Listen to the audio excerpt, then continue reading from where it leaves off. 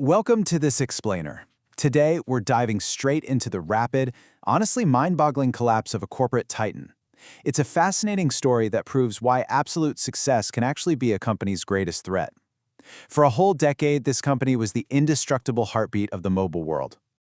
Let's kick things off with this staggering number, 40%. Back in 2007, Nokia didn't just lead the mobile market. They completely dominated the whole thing. 40% of the global market. That meant literally 1 in 10 people on planet Earth had a Nokia phone in their pocket. They were the undisputed kings, a titan that seemed absolutely, completely too big to fail. So it begs the question, right? How exactly does a company that literally defines the future turn into a relic of the past in under 5 years? It's wild to think about. To figure out how an empire with that kind of global dominance just vanishes almost overnight, we really need to trace their incredible journey. Section 1. The Finnish Tech Miracle, From Paper to Pixels. You see, to truly grasp the sheer magnitude of their fall, we first have to look at the absolute miracle of their rise. Nokia didn't start out making silicon chips. Nope. Back in the 19th century, they were running rubber and paper mills. But fast forward to the 1990s, and they'd transformed into a high-tech powerhouse running these spotless clean rooms, practically fueling the entire economy of Finland all by themselves. By the 2000s, they were the vanguard of the global digital revolution. You probably remembered their famous slogan, connecting people. Well, that wasn't just clever marketing. It was a lived reality for billions. In emerging markets everywhere, from Mumbai to Nairobi, the Nokia 1100 was literally the very first piece of technology millions of people ever owned. They truly covered the globe. Which brings us to Section 2, the turning point, the iPhone moment. All right, picture this. It's a cold January morning in San Francisco 2007. Steve Jobs gets on stage, reveals the iPhone, and a tectonic shift happens that changes absolutely everything. But how did Nokia's board react? Well, they totally missed the mark. They looked at the iPhone and just saw a device with a weak battery and no 3G capabilities. Because of those two things, they essentially brushed it off as a threat. They figured, hey, our phones last for a week on a single charge. Why on earth would anyone want this new thing? But here's the massive blind spot. They didn't realize the world was no longer in the market for a simple cellular phone. Consumers suddenly wanted a pocket computer. They wanted a handheld device where the absolute priority was software, fluid touchscreens, and a rich ecosystem of apps, rather than just making a basic phone call. Nokia fundamentally misunderstood this massive, game-changing shift in what consumers actually cared about. That leads us right into Section 3, the fatal software trap, Symbian versus the world. Now, while the external threats from Apple and later Google were definitely massive, the real rot was actually starting from within, specifically right inside Nokia's software division. On one side, you had Nokia relying on an operating system called Symbian, and honestly, it was clunky, it was complex, and it was built for a completely different era of technology. On the other side, Apple's iOS and Google's Android were pushing out these fluid touchscreens with a cohesive vision and a huge focus on easy-to-use apps. Basically, Nokia was bringing a knife to a gunfight. And instead of rallying together to fight off this new external threat, a crippling bureaucratic paralysis just took over at headquarters.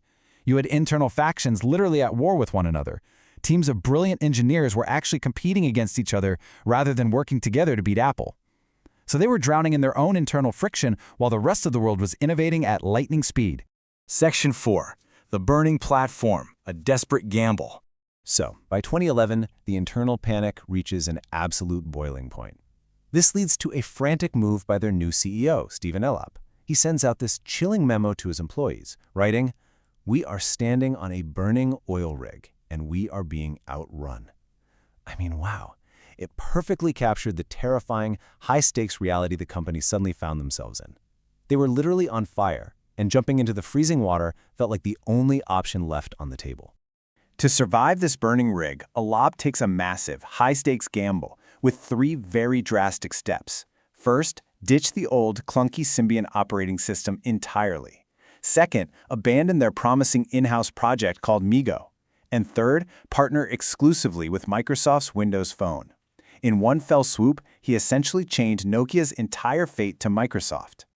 Unfortunately, though, this announcement acted as a massive death knell. By publicly declaring their current software basically dead, the public just saw a sinking ship.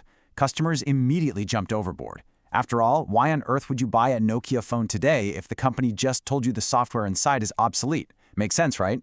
Because of this, their market share absolutely plummeted.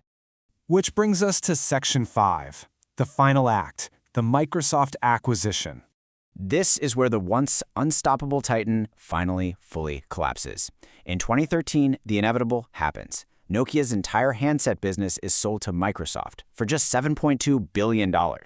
Now sure, $7.2 billion might sound like a lot of money to you and me, but for a company that once controlled 40% of the global market, that was a mere fraction of its former value. It truly was the end of an era. As the deal closed, a former Nokia executive reportedly muttered this really heartbreaking realization. He said, "We didn't do anything wrong, but somehow we lost." That statement highlights a brutal reality, doesn't it? In a rapidly shifting technological landscape, simply playing by the old rules and avoiding obvious technical mistakes, well, that actually guarantees your failure in a brand new world. So, what's the major takeaway for us from this explainer today? Whether we're talking about business, technology, or honestly, even our own personal endeavors, it's that success is the greatest enemy of innovation. Success can blind you. It makes you comfortable, fiercely protecting what you already have instead of daring to build what comes next. I want to leave you with this final, provocative thought. If the undisputed king of the world, a company whose indestructible phones were literally in the pockets of billions of people, can completely vanish in just 5 short years, in our fast-paced digital age, what empire today is truly too large to fail? Seriously, whose throne is secure if the world stops moving with you?